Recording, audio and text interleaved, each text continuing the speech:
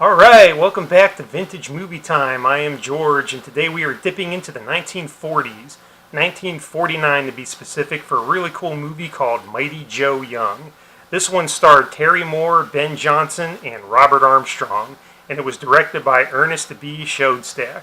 So it's a really good movie. I'm excited to talk about it. Let's dive into the plot a little bit. If you haven't seen it for a while, or if you've never seen it, we'll just kind of recap what it's basically about. So it starts out in Africa, and there is this little girl, and she is living on a plantation with her father. Her father's like a big shot plantation owner in Africa. And one day these two men come by, and they got a baby gorilla in a basket. And Jill falls in love with this baby gorilla, and she gets some trinkets out of her father's house and trades them for the gorilla and keeps it as a pet. It's like her best friend. And at that point, the film cuts to about 10 years into the future, and we're back in the United States. And at this point, we meet this nightclub owner named Max O'Hara, played by Robert Armstrong. And this guy is like a real larger-than-life, a very boisterous, outgoing personality type person.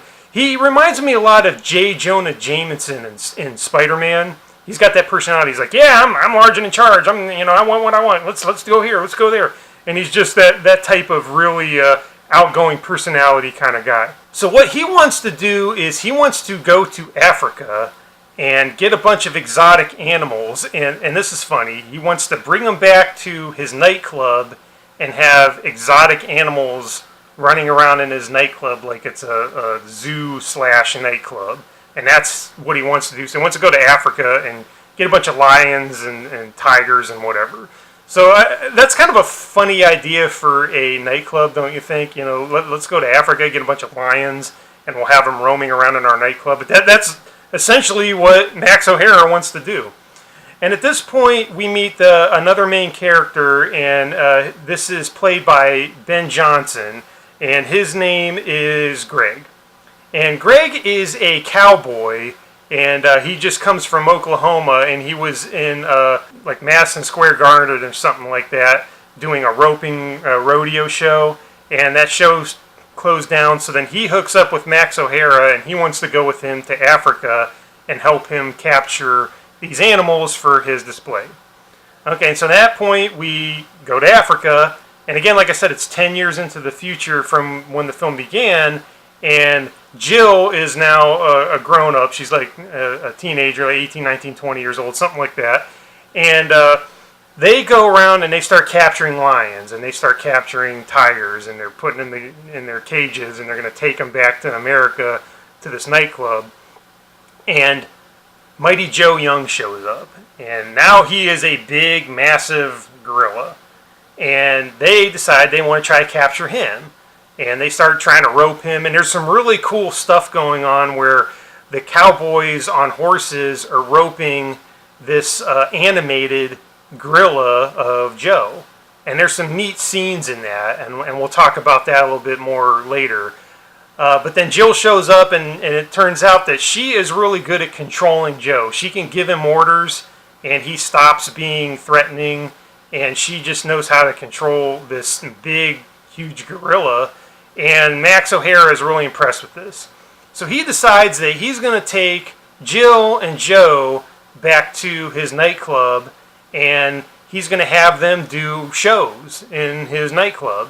And it's going to be really cool, and audiences are going to flock to come to this. And he kind of seduces Jill with like dreams of stardom. He's like, yeah, come with me, kid. You'll be a big star. You and Joe. Yeah, I'll make stars of you.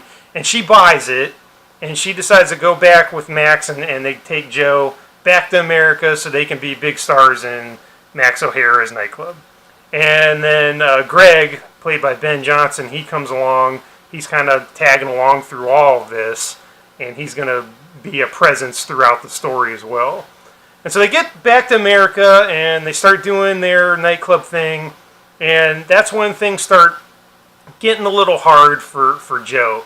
They have to put him in a cage, and they do kind of humiliating acts with him. There's this a scene where Jill and Joe pretend they're like a monkey grinder, and they got Joe in this silly hat, and he's going around doing tricks, and he'll do whatever Jill tells him, but it's humiliating. And then she starts to catch on that this isn't good.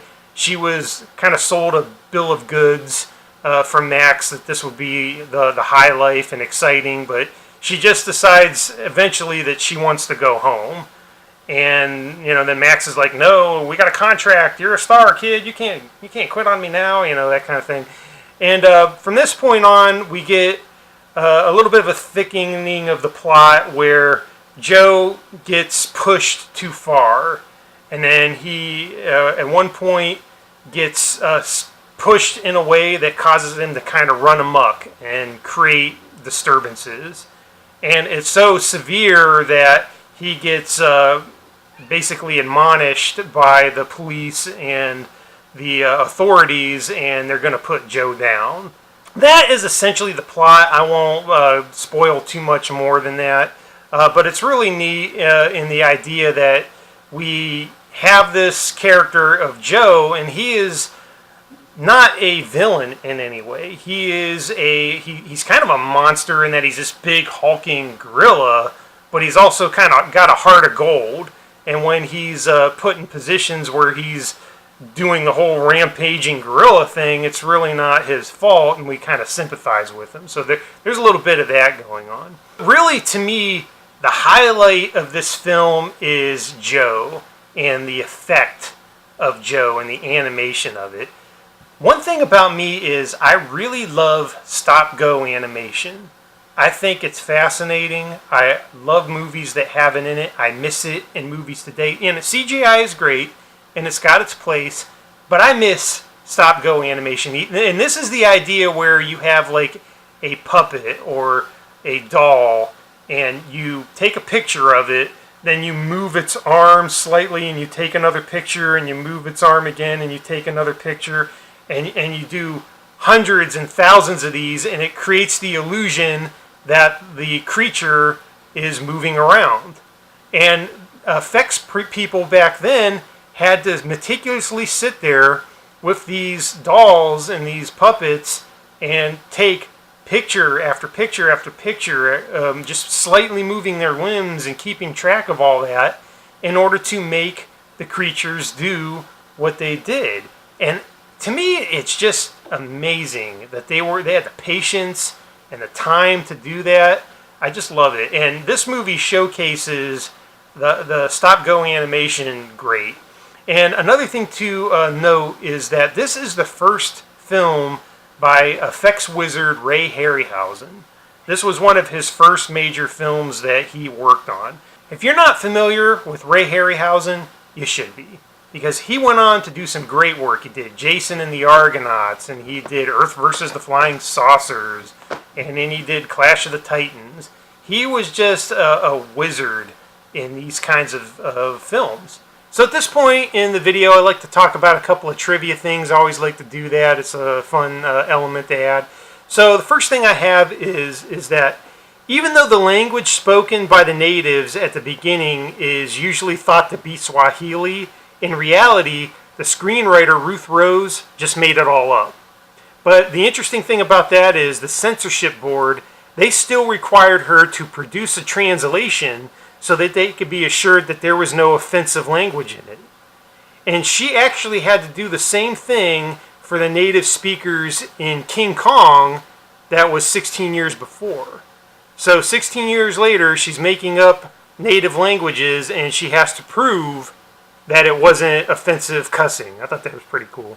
Another interesting thing is there was a sequel called Joe Meets Tarzan, and it was planned in 1950, and it would have had Mighty Joe Young team up with Tarzan, played by Lex Baxter at the time.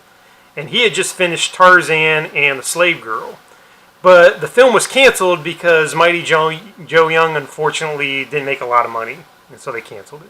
So we could have had Joe and Tarzan, but oh well, at least we had this for him, so that's pretty good. Alright, so again, that's the film. I enjoyed it. It's a lot of fun. The strong suit, I think, of the film, again, is the animation. Mighty Joe Young and the way he's portrayed and done by Ray Harryhausen is really good. The story is not super solid. In a lot of ways, it's King Kong light. Like I said before, it is a really watered down, kind of less violent less scary version of Kong, and Joe is made to be a lot more lovable and more sympathetic of a character than Kong was. So really, there's not a lot of specialty to the actual story itself, but the look of Joe and the pacing of it, and just that animation by Harryhausen, top-notch stuff, and it's definitely something that I recommend you watch. So again, thank you for tuning in, and until the next time, have a good one.